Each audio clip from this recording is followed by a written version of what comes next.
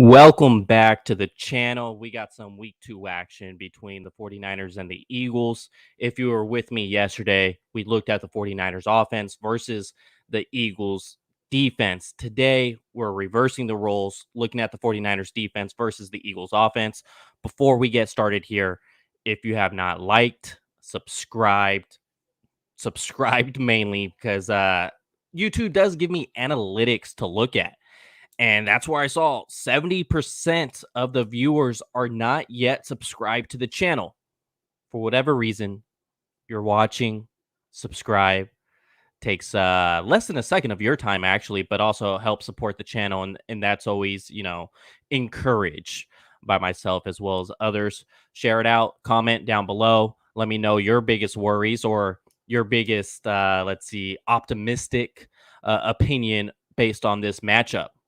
And it's going to be a completely different matchup. Looking at it over here, I finished watching the Eagles offense than what we saw last week versus the Lions offense. You have Jared Goff, who's a statue, and then you have Jalen Hurts, who's not a statue. So that's going to be the biggest challenge. Obviously, it's D'Amico Ryans now as the defensive coordinator for the 49ers. And one of the misconceptions of this defense is the edge rushers not containing the quarterback within the pocket, letting him get out, make plays with either A, his legs, or B, his arm. But that's not what they're asked to do. I actually found a clip, went back to when the 49ers signed Samson Ebukong and his intro interview. He was talking about the biggest difference is he came from a Rams offense who had this read and react type of play with Los Angeles Rams. And now he's coming to the 49ers defense where you're just asked to go. You're asked to go and you're not reading anything. So when we look at it, is this defense going to be different now with D'Amico Ryans in terms of stopping these running quarterbacks? Probably not. If Ebukong already said that in his intro interview with the 49ers, that means he's already spoken with the 49ers defensive staff and talked about what his responsibilities are going to be as an edge rusher. So one of those responsibilities we could cross off the list is he's not going to be asked to read what the offense is doing. And he also did note that it's to where trusting the guys behind him to finish the job if the play goes past him. And it's going to be tough because there is a lot of option plays within this Eagles offense, whether it's a repass option or it's just a straight QB option with Miles Sanders. They do quite a bit of that. And what's up, Bernard? I see you here in the chat. Welcome everybody. Once again, go ahead and like the video if you're here with me right now. We're gonna go ahead and talk on Jalen Hurts. So what I noticed from Jalen Hurts is he's a better passer outside the pocket. Wow, breaking news. A mobile quarterback is a better passer outside the pocket. No, like seriously though. He has more zip on his ball. He seems to be more in rhythm. He also does seem to be more accurate. Maybe, the more zip goes into the accuracy as well. But he is a better passer outside the pocket. I know this defense isn't a reading your keys, reading the quarterback type of defense, but if they could keep him inside the pocket, that'll be good. That'll turn into success for this 49ers team. And as well as what I noticed from watching Jalen Hurts is he has bad ball placement on comeback routes outside of say the numbers. There was a 28-yard pass to Zach Ertz, the Eagles, I guess, second string tight end now. There was a pass to him to where he was like 10 yards of separation. Nobody was near him. That ball almost went in the dirt. Luckily, Zach Ertz, had enough skill to go ahead and grab that ball off the ground for a 28-yard completion, but that should have been a 50-yard play. That all his balls are just going to be low in the dirt on those comeback routes. to the boundary. That's where those are going to be. It wasn't just that one play I saw. There was multiple plays where he has bad ball placement on those outside throws, on those comeback routes. They do run quite a bit of those comeback routes. They had the one vertical play to Devante Smith that he housed for a 28-yard touchdown, but that's going to be the majority of their passing game. It's just going to be short. It's he's going to be an extension of the run game, and when I say he, I'm talking about Jalen Hurts. Jalen Hurts is going to be the way he's been played at least week one against the Falcons, and as well as last season. If it's anything different come week two against the 49ers, I'm going to be completely shocked if it's anything different. But it's extension of the run game is from what I've seen. He had 10 attempts behind the line of scrimmage. 10 attempts. Are you kidding me? 10 attempts behind the line of scrimmage. Yes, that it's a fact. It's an extension of the run game. And then 12 attempts were 9 yards and under. In fact, on those 12 other attempts that were 9 yards and under, the average distance was 2.9 yards of air yards. 2.9. So you're telling me that he had 22 passes attempts. So you could look at the final box score, which he had over 30 pass attempts, like 35 pass attempts, but 22 are sitting around 5 yards of the line of scrimmage. It's going to be very, very, very important for the defense to tackle. If they could get these hands on the Eagles pass catchers and take them down, that's going to eliminate big play potential. Kind of basically like when Jalen Reagor got that tunnel screen and housed it when the game was essentially over at that point. But those are circumstances you want to avoid as a defense, considering the offense that you're playing is going to run a lot of routes under, well, at least get targeted in the pass game a lot of the times under 5 yards. They got to clean that up. As Bay Area Baller 18, make Hurts stay in the pocket. Absolutely. Absolutely. Make Hurts stay in the pocket. Because if you get him out, that's when those pass attempts are going to become further down the field, and if he's outside of the pocket, he's more accurate. So those are going to be plays that he can make as a quarterback. If he stays within the pocket, you're looking at a dink and dunk offense. So you want to keep him in the pocket at all times, and if you also keep him in the pocket and the play breaks down, and it's probably going to be a pass that he can't hit because now he's inside the pocket. He's not in rhythm on the run, which he's a better passer when he's in rhythm on the run. Samson Ebukam is really good at QB containment. Yes, he is, but it's going to be determined what the 49ers ask of him as well. Are they going to ask him to read and react, or are they going to, basically what he said in his intro interview with the 49ers, or is he just going to go? I think it would be very smart for the 49ers to read and react with their edge rushers, because if you just tell them to go and they get past the quarterback, you're giving Hurts a clear lane, and he's a better passer outside the pocket, or he could just run for freaking 15 yards. You want to avoid that as much as possible. Scott, man, congratulations. You're going to the game. I'm jealous of you. It's probably going to be a fun one. I'll give my prediction tomorrow. But, dude, have a great time. Have a drink for me, please. That's if you are drinking. I know some people like my father are sober, which is, encouraged depending where you are. But, hey, if you are drinking, have one for me. I don't recommend shots because I can't handle those myself. Just saying. This is a huge game for the interior offensive line. Hargrave and Cox are no joke. Absolutely. I talked about that yesterday. Hargrave and Cox they're ballers. They're ballers. They may not be Bay Area ballers. See what I did there? I'm a dad, so I could do the dad jokes. They may not be Bay Area ballers, but Philly ballers, I guess. Non-drinker. Hey, dude. Yep. All right. Let's see. I would say have a water for me, but then those things are going to be pretty expensive. They're going to be what, like $8 a pop? Have something. Have something. Stay hydrated out there. It's going to be a fun game. Um, but yeah, that's what Jalen Hurts is. Keep him inside the pocket. He's an extension of the run game. 22 passes that were basically under 5 yards and under. Uh, Considering he threw 30 times that game, so don't think it's going to be looking at the box score thinking that they're going to be an aired out offense. That's not what they are. So be prepared. Tackle, tackle, tackle. Don't let guys slip away from you and then take one to the house because they do have pretty fast receivers in Jalen Rieger as well as Quez Watkins.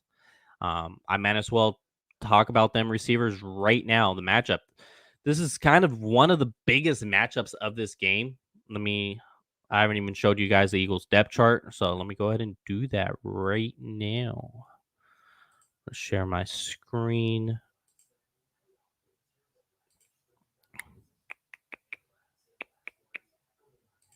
Think it's this one. Let's see here. Yep, there we go. Um, Let me go ahead and move it up a little bit because that is just all right. I'll just say it's Miles Sanders and Jalen Hurts there to give you guys kind of a clearer picture. I'll leave it like that. Um, with their receivers, Devante Smith, Jalen Rieger, as well as Quez Watkins will be involved for this Eagles offense. They do use those two tight ends quite a bit, Zach Ertz and Goddard. So as I'm recording this, my daughter's trying to show me her loose tooth, and ooh, it's kind of hurting me to look at. That thing's gonna fall out pretty soon. Back to football though. With their wide receivers, Jalen Rager had only one target beyond 10 yards. So I don't expect him to be utilized down the field per se. He did have that tunnel screen that he housed for a touchdown. It wasn't, one that he ran 50 yards down the field. It was about a 20-yard play. But he does have that ability to burst down a 50-yard tunnel screen because he is fast, fast, fast. That's the motto of these Eagle wide receivers. And then you're gonna have Quez Watkins. He only had one target beyond the line of scrimmage, just one target. So everything with Quez Watkins is going to be a screen. He's quick, number 16 for the Philadelphia Eagles. He's probably going to get 3 to 4 screens this game on those. Whether it's Mosley and Lenore, they do have Mosley out here as of now. Mosley did work on the sideline of today's practice.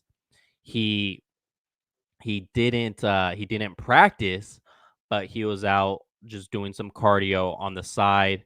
It's a positive thing rather than a DNP did not participate. So at least you do have some type of positive with Emmanuel Mosley. But yeah, Mosley and Lenore as these outside corners, you got to get off the blocks when you're facing a Quez Watkins. And Eagles actually did that relatively well for the speed that Watkins has. He did pick up, like 10 yards after the catch a couple times, but he didn't turn it into a 20-yard or a 30-yard play. So those kind of got eliminated. And then with Devante Smith, he's going to be their down the field threat. He's the most pure route runner. He is the pure route runner on this team. He's one of the most pure route runners in all of the NFL, which is kind of crazy to say since he is a rookie. And this is only week 2 of the season. But that's the type of player Devante Smith is. That's why they drafted him so early. And that's why he won the Heisman last season. He's a hell of a route runner. And that's going to be the 49ers' biggest threat. I don't think it will be Goddard. Looking at last week, you had Jaquaski Tart in his first game back in a while. So there was some rust that he did need to dust off because the only relatively playing time he got before last week was the third preseason game against the Las Vegas, Los Angeles, the Oakland Raiders. But their tight end wasn't playing. Their stud tight end, Darren Waller, was not playing that game. So he was just, facing a Mickey Mouse tight end. And then week 1, you go in and have Hawkinson, and now you're tested to the max. He's gonna have another test here based on whatever coverages that he's in when he's going to be over Goddard. I do expect him to be over Goddard some. And then when Watkins isn't in, which they probably are going to run quite a bit of 12 personnel. I do expect them to run more 12 personnel than 11 personnel, but it'll be Ertz. And Ertz, he kind of is who he is at this point. He did have that one big play for 28 yards, but that was more so busted coverage because there wasn't anyone around him within 10 yards. It wasn't something that he just completely routed their safety or their linebacker on. It was just busted zone coverage that he got available. Other than that, he was kind of a non-factor in the passing game or in the run blocking game. Goddard, on the other hand, that's going to be their playmaker at the tight end position. And if you're the 49ers, you got to have your eyes on Devante Smith as well as Dallas Goddard, because other than that, it's going to be short. It's going to be quick, ball out, extension of the run games. Um, the 49ers, I doubt they're going to travel with the Eagles wide receivers. Like, they're not going to send, if Emmanuel Mosley is playing this game, I do not expect Emmanuel Mosley to be traveling with Devontae Smith. Diamador Lenore, this guy's a young player. I do not expect him to travel with Devontae Smith in both of their second career game in the NFL. But we'll see what happens. And then with the 49ers, their safeties, Jimmy Ward as well as Jaquaski Tart, they'll be in there. I expect them to have better games than they had week one. Ward, I didn't think that he had a terrible game, but he did have that basically that play where he couldn't take down DeAndre Swift, and people just chalk that up as a bad game. But those are going to be the main targets. We'll see. Goddard will probably receive the most targets from from Hurts this game. And the next matchup we're going to look at, you're kind of ahead of me on here, is the Eagles' offensive line. Eagles' O-line was awful last year. Has it improved? I think so. As far as like potential goes, I think they do have a ton of potential. Like Brandon Brooks is there. He's a Pro Bowler now. Last year, I do believe he went out with an injury that sidelined him for the entire season. Uh, Jason Kelsey is always more likely than not going to play at a Pro Bowl level. Lane Johnson is back. Oh yeah, you already touched on this. Lane Johnson is back, and then they do have the other guy that played, I believe it was rugby out there. Mailata.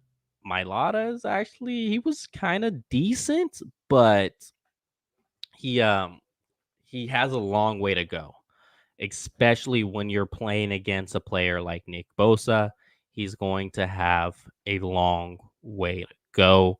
This is a good test for Nick Bosa actually as well, because Mailata is a little more athletic than the other left tackles across the league. He just got to get a little better at, say, the mechanics of the tackle position. And if someone needs to get better at the mechanics, Nick Bosa is a mechanic stud. So I do expect Nick Bosa to have the edge. I was going to use the word dominate. That's why you hear me go, but I do expect Nick Bosa to have the edge in this matchup. Um, and then looking at Sumalo, that's going to be where the 49ers probably need to attack. You would hope DJ Jones has a good pass rushing game. You could put Contavious Street there. You could put Samson Ebukon there. We did see Samson Ebukon line up at that right D tackle position, as well as Armstead. Armstead did get a few snaps at that right D tackle position, so I think they could kind of attack here onto their left guard. Brooks, once again, I'll count week one. Depends how much stock you put in PFF grades. I don't put in much when I know what the player is, and I know what the player can do. This is just week ones of stuff. Contavious Street, come on, he had a better game than a 64. Whatever, like Lenore had a better game than a 56. So whatever stock you put in these, that's why I kind of say that. This is just more so to show you the depth chart of the opposing team. or at least the starters of the opposing team. And Brandon Brooks, he could bring it any game. Lane Johnson could bring it any game. Kelsey could bring it any game. But the thing is, the 49ers have guys that can bring it any game. Eric Armstead had 10 pressures last week, and he had a hell of a game. I expect him to dominate as well, especially Lane Johnson, a guy who's just getting back from injury. I do give the edge to Armstead on that. I do give the edge to D Ford on Lane Johnson. So I expect a lot from this 49ers defensive line. And when you're talking about the Eagles O-line, guess what the Eagles did last week? The Eagles had 7 offensive line penalties. 7 offensive. That's almost 2 a quarter. And usually as an offense, depending on the game, you usually get about 2 drives a quarter. That's unless your defense is just creating 3 and outs on the other team. But these guys, they were just completely out of sync. It's not like Atlanta where they were on the road. It's not like Atlanta was a place like Seattle to where you could understand, hey, maybe week 1 they had 7 offensive line penalties. A lot of it was false starts. We get it. You were playing in Seattle. No, they were playing in Atlanta. Atlanta doesn't do that noise for you to where you could create some type of justice for having those offensive line penalties. So they're out of sync. And now they're going to come into Philadelphia, which probably is going to get loud. And if it does get loud, maybe we're seeing another 7 penalties from this offensive line again. Obviously, you see the logo here. I wouldn't complain if the Eagles had 7 offensive line penalties in this game. It was across the board. Every single one of those players besides Jason Kelsey had a penalty, either a false start or whatever it is.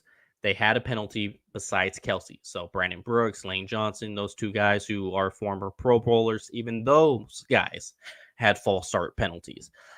So that's why I'm probably going to give the edge to the 49ers defensive line in this matchup. If the Eagles are having communication issues, 7 penalties, Mailata is still working on the mechanics of being an NFL left tackle. Nick Bosa is going to expose you in that. So I'm giving the 49ers the edge in that. Lane Johnson coming back from injury. Well, guess what? He gets Eric Armstead and D Ford. It's probably not going to be successful. I'll probably bet on the over of the pressures if there was some kind of line saying over on the pressures. And I'm going to go ahead and cover Miles Sanders now. Miles Sanders had a good game. He had a good game, roughly 5 yards per carry. Wasn't bad. He actually had a really good game. But guess what the Eagles are going to do? Last week with the 49ers, the biggest thing was the rushing plays, the chunk plays from the ground that allowed for 10-yard plus carries from the Lions running backs. Guess what? The Eagles don't do much, at least week 1 in this new regime. They didn't hit in between the tackles from the ground game. They do have a lot of quarterback options. And so what you see what you're going to get from the Eagles primarily. What I mean by that is where a guy is lined up, they're not going to motion out of that. So what you see is what you're going to get. But what kind of offsets that is that you're going to have a ton of read options from Jalen Hurts and Miles Sanders. He had 15 carries last week. 11 of his 15 carries went outside the tackles. So 4 out of 15 were in between the tackles, but 11 out of 15 outside the tackles. Outside the tackles. So that's where they're going to try and attack this 49ers run defense. And if you were one of the people like myself looking at it saying, man, this is going to be such a tough matchup because we know the Eagles are going to try to ground and pound, ground and pound, ground and pound on the run game. And they're trying to, they're going to emphasize that. And the 49ers didn't look so hot in week 1 against the Detroit Lions, against running backs like Jamal Williams, who was dominated by the 49ers in his previous matchups with the Green Bay Packers. Well, they did that in between the tackles. That wide 9 made the 49ers look like a struggling team to stop the run game. Well, I don't expect the Eagles now to try and expose that too much. That's not their game. That's not their game. And if they're coming off a 32-6 victory, they got to try to play to their game. The 49ers defense is not the Falcons defense. I do expect the 49ers defense to play the run to the running backs a whole lot better than they did last week. Jalen Hurts, it's nothing you could do for that. If a quarterback wants to run in this league with the talent level of Jalen Hurts, he is going to run. There's nothing you could do about that. So I do expect the 49ers to play Miles Sanders pretty well. I do not expect Miles Sanders to average 5 yards per carry like he did last week. And I'm looking for the 49ers to have the edge in this run defense. Main reason why is the guys I stated previously in this offensive line and defensive line matchup. Eric Armstead plays the run really well. Guess where he'll be? On the edge. Nick Bosa plays the run really well. Guess where he'll be? On the edge. D Ford will be in for pass rushing as a pass rushing specialist, so we don't really have to focus on him too much. He's not like he's going to be in on a 2nd and 2. And then Samson Ebukam, he can stop the run as well. Arden Key, him as well. So I do like the talent that the 49ers have at the edge position to stop the run. Eagles like to try and go ahead and take the advantage of getting outside the tackles and let your playmakers do things with it. Miles Sanders isn't getting 5 yards per carry this game. He's not. Even with the quarterback option, the 49ers are going to have their assignments and they're going to go. So whoever has the Miles Sanders assignment on the ground game is just going to go. And I don't expect it to be like last week. And the question is going to be remaining of the 49ers stopping the interior run game, because I don't think they'll get tested too much this week. Once again, 11 of his 15 carries were outside the tackles. That's crazy. That's crazy. Well, once again, 70% of you guys are not subscribed to the channel. Why are you doing that to me, man? Why are you doing that to me? Go ahead and like the video, subscribe, comment below. I want to hear your biggest matchups that you want to see in this game from the 49ers defense to the Eagles offense. The biggest one I want to see is how they're going to cover Devante Smith. I think that's the one advantage that they have this game. Besides, I do think Jalen Hurts to get outside the pocket. So quarterback containment, you could say, is going to be an advantage for the Eagles. But I'm talking about specific player matchup advantage. I do like what we're going to see from the 49ers defense to the Eagles offense. I'm going with Devante Smith as probably the biggest mismatch in this game, which is crazy since he is a rookie playing a second game. Let me know what you guys have locked down as your biggest matchups. Once again, Leo Luna, appreciate it. Go Niners.